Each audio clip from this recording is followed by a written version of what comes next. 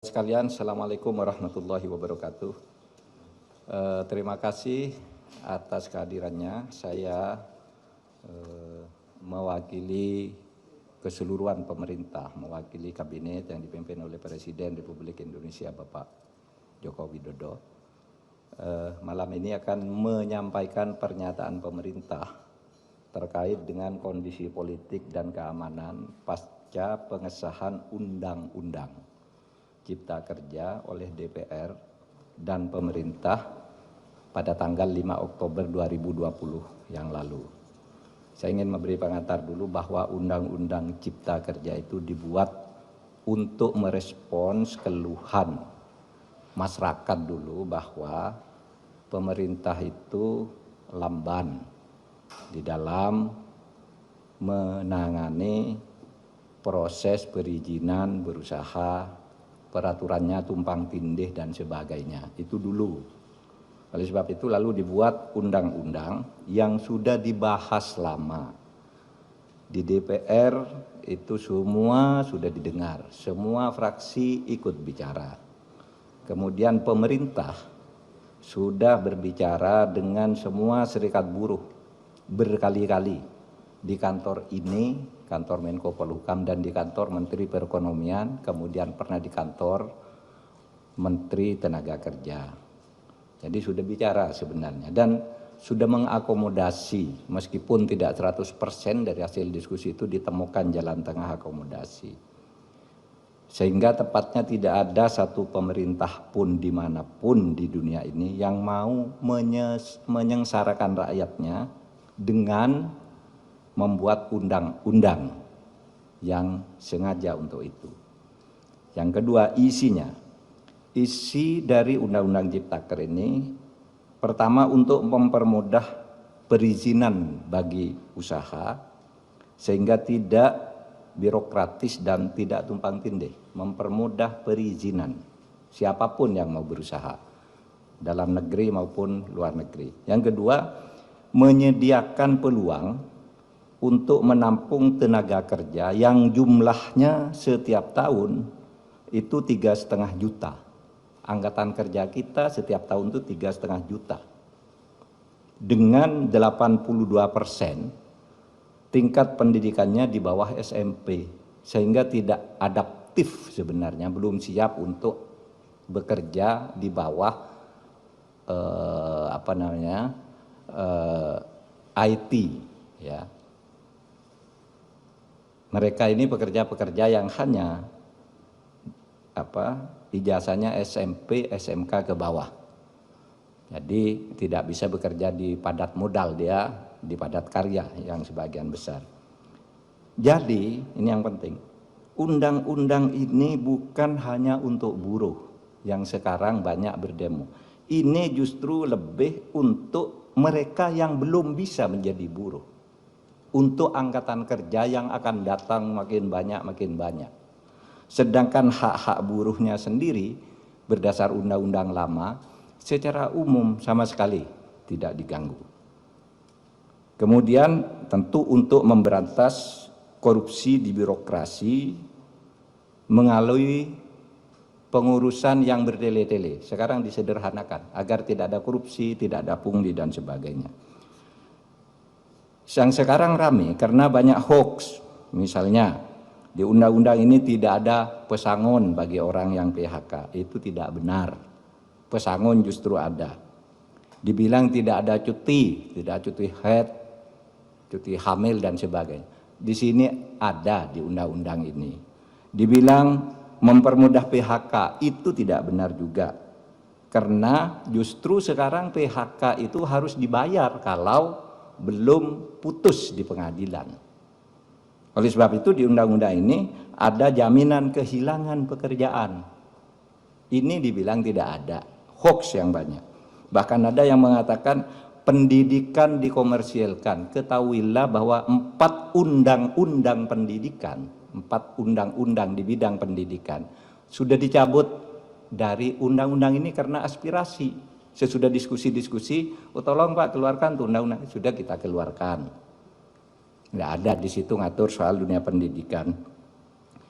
apalagi mengkomersialkan. Di situ dunia pendidikan hanya diatur di dalam pasal 65 yang justru mempermudah bahwa pendidikan itu adalah lembaga nirlaba, bukan lembaga usaha, bukan lembaga komersil. Ini ditegaskan justru di undang-undang ini, malah dibalik di dalam berita-berita yang hoax itu. Oleh sebab itu, melihat perkembangan situasi itu, pemerintah mengajak mari kita semuanya menjaga Kamtibmas, keamanan dan ketertiban masyarakat, semua harus kembali ke posisi tugas menjaga negara masing-masing, pemerintah, rakyat atau masyarakat, dan civil society. Mari bersama-sama ke posisi masing-masing untuk menjaga keamanan masyarakat, dan untuk itu pemerintah menyampaikan pernyataan sebagai berikut.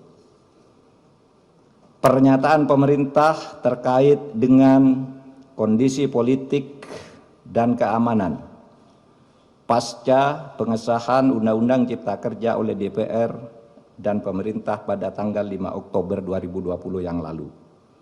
Selamat malam, mencermati perkembangan yang terjadi di lapangan terkait dengan penyampaian aspirasi tentang Undang-Undang Cipta Kerja dalam berbagai bentuknya di sejumlah daerah. Maka demi ketertiban dan keamanan di tengah-tengah masyarakat, pemerintah menyampaikan hal-hal sebagai berikut. 1. Undang-Undang Cipta Kerja dibentuk justru untuk melaksanakan tugas pemerintah dalam membangun kesejahteraan masyarakat melalui penciptaan lapangan kerja yang semakin banyak, perlindungan terhadap buruh, penyederhanaan birokrasi, dan kemudahan berusaha, serta untuk melakukan pemberantasan korupsi dan pungli, dan pencegahan tindak pidana korupsi lainnya. Yang kedua, pemerintah menghormati kebebasan berpendapat dan menyampaikan aspirasi terkait dengan Undang-Undang Cipta Kerja, sepanjang semua itu dilakukan dengan damai, menghormati hak-hak warga yang lain, dan tidak mengganggu ketertiban umum. Yang ketiga, pemerintah menyayangkan adanya aksi-aksi anarkis yang dilakukan oleh massa di tempat-tempat tertentu dengan merusak fasilitas umum, membakar, melukai petugas, dan juga menjarah. Tindakan itu jelas merupakan tindakan kriminal yang tidak dapat ditolerir dan harus dihentikan. 4. Tindakan merusak bangunan fasilitas umum dan serangan secara fisik terhadap aparat dan warga masyarakat merupakan tindakan yang tidak sensitif atas kondisi yang dialami oleh rakyat yang sedang berjuang melawan pandemi COVID-19 dan juga kondisi ekonomi yang sedang sulit. 5. Untuk itu, demi ketertiban dan keamanan, maka pemerintah akan bersikap tegas atas aksi-aksi anarkis yang justru bertujuan untuk menciptakan kondisi rusuh dan ketakutan di dalam masyarakat. 6. Selain berdemonstrasi dengan tertib dan tidak melanggar hukum, ketidakpuasan atas undang-undang tersebut bisa ditempuh dengan cara yang sesuai dengan konstitusi, yaitu dengan menyalurkannya dalam proses pembuatan peraturan pemerintah, perpres, permen, perkada sebagai delegasi perundang-undangan. Bahkan bisa diajukan melalui mekanisme judicial review atau uji materi maupun uji formal ke Mahkamah Konstitusi.